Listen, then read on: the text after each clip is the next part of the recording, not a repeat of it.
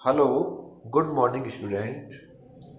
कल मैंने आपको चैप्टर 5 कोल एंड पेट्रोलियम के बारे में एक वीडियो सेंड किया था। Now today I am sending you it's Hindi version, यानी आज मैं उसका हिंदी अनुवाद प्रस्तुत कर रहा हूँ। देखिए, चैप्टर 5 है कोल एंड पेट्रोलियम। कोल यानी कोयला। अब इसमें सबसे पहले डेफिनेशन आती है रिसोर्सेज की। रिसोर्सेज को संसाधन कहते हैं। इसकी डेफिनेशन क्या है? दोज लिविंग और non living objects which are useful for human being directly और इनडायरेक्टली आर कॉल्ड रिसोर्सेज।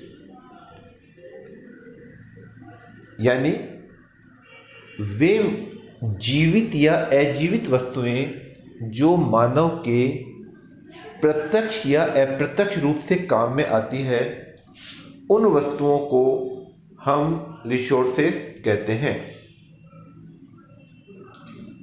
जो भी वस्तुएं जैसे लकड़ी, पानी, लोहा, जल, हवा, ये सब किसी न किसी रूप में मानव के उपयोग में आती है, इसलिए इन्हें हम रिसोर्सेज कहते हैं। अब बात करेंगे जीवित की। जैसे पशु, पेड़, पौधे, यहाँ तक कि ह्यूमन भी, ये सभी मानव के काम आती है, इसलिए ये सब रिसोर्सेज कहलाते हैं। जो भी ह्यूमन बीइंग के डायरेक्टली या इनडायरेक्टली काम में आती है, उन सभी वस्तुओं को हम रिसोर्सेज कहते हैं। अब बात करेंगे रिसोर्सेज कितने प्रकार के होते हैं। तो रिसोर्सेज को हम कई प्रकारों में, कई आधारों पर बांट सकते हैं। एक तो आधार हो गया कि रिसोर्स होते हैं लिविंग और नॉन लिविंग, यानी जीवित और अजीवित। जीवित में पशु पक्षी, पेड़ पौधे, जंगल आदि आते हैं, और नॉन लिविंग्स में एयर, सनलाइट, वाटर आदि आते हैं। एक रिसोर्स तो इसको हम बांट सकते हैं कि resources are of two type, natural और सिंथेटिक, मैन मेड। यानी संसाधन दो प्रकार के होते हैं, प्राकृतिक और मानव निर्मित। प्राकृतिक संसाधन किसे कहते हैं? वे रिसोर्सेज जो हमें डायरेक्ट नेचर से प्राप्त होते हैं, यानी जो सीधे हमें प्रकृति से प्राप्त होते हैं, उन संसाधनों को हम प्राकृतिक या नेचुरल रिसोर्सेज कहते हैं।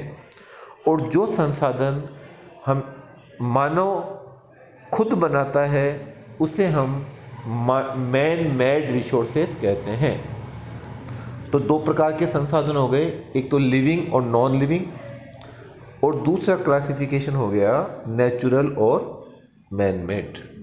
अब देखिए, तीसरा जो रिसोर्सेज का जो क्लासिफिकेशन है कि resources can be classified into two groups on the basis of availability of resources. यानी रिसोर्सेज को हम उनकी अवेलेबिलिटी या उपलब्धता के आधार पर दो भागों में क्लासिफाइड कर सकते हैं। देखिए, रिसोर्सेज दो प्रकार के होते हैं। एक तो होता है इन एक्स हाउसटेबल और दूसरा होता है एक्स हाउसटेबल। देखिए, इन एक्स हाउसटेबल का मतलब होता है ऐसे रिसोर्सेज जो कभी समाप्त नहीं होते हैं, यानी जिनकी जो क्वांटिटी होती है वो असीमित होती है, लिमिटलेस होती है, उन्हें हम बोलते हैं इन exhaustible resources. These type of resources are present in unlimited quantity in nature and they never get exhausted by human activity। यानी ये वो रिसोर्सेज है जिनकी क्वांटिटी अनलिमिटेड होती है और वो ह्यूमन यानी मानव के द्वारा कभी भी समाप्त नहीं होते हैं। एग्जाम्पल एयर और सनलाइट। अब सनलाइट का एग्जाम्पल लीजिए। सनलाइट, सूर्य का प्रकाश, क्या वो कभी ख़त्म हो सकता है? चाहे हम कितना भी उसको यूज लें। एयर, ये भी कभी नहीं खत्म हो सकती। तो इस प्रकार की जो रिसोर्सेज हैं उसको हम कहते हैं इन एक्स हाउसटेबल रिसोर्सेज। अब नेक्स्ट आता है एक्स हाउसटेबल रिसोर्सेज, यानी वो रिसोर्सेज जो समाप्त हो जाते हैं। These type of resources are limited in nature and can be exhausted by human activity, यानी ये वो रिसोर्सेज हैं जिनकी क्वांटिटी लिमिटेड होती है, सीमित होती है, और वो मानव एक्टिविटी के द्वारा धीरे धीरे समाप्त हो जाते हैं। इसका एग्जांपल कोल, पेट्रोलियम आदि। अब देखिए जो कोल, पेट्रोलियम और जो नेचुरल गैस है वो कैसे बनती है। वो इस प्रकार के संसाधन हैं जो कि जो सजीव जीव होते हैं उन वो जब डेड हो जाते हैं तो उनके डेड बॉडी से बनती है। इसलिए इन संसाधनों को हम फॉसिल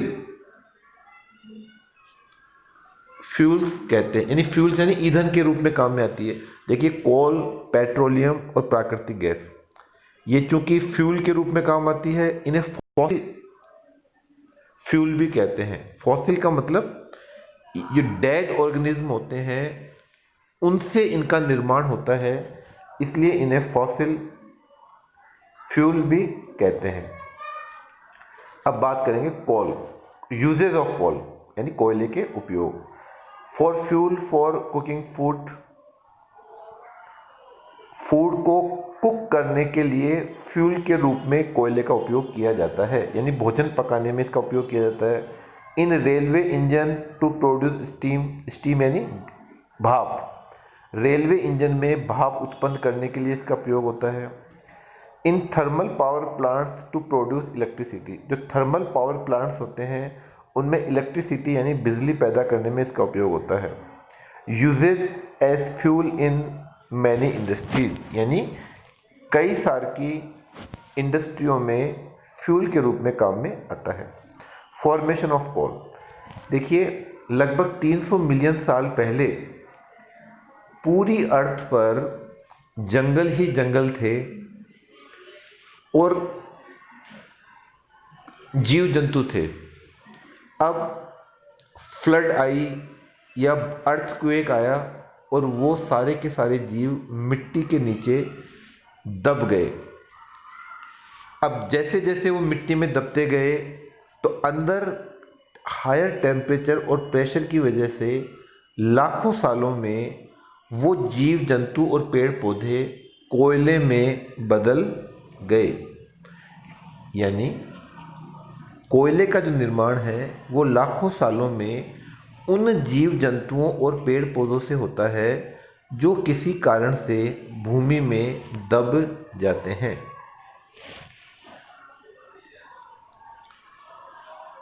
कोयला एक फ्यूल के रूप में काम में आता है और कोयले को जब गर्म किया जाता है तो बहुत सारी गैसें बनती है, मुख्य कार्बन डाइऑक्साइड गैस बनती है।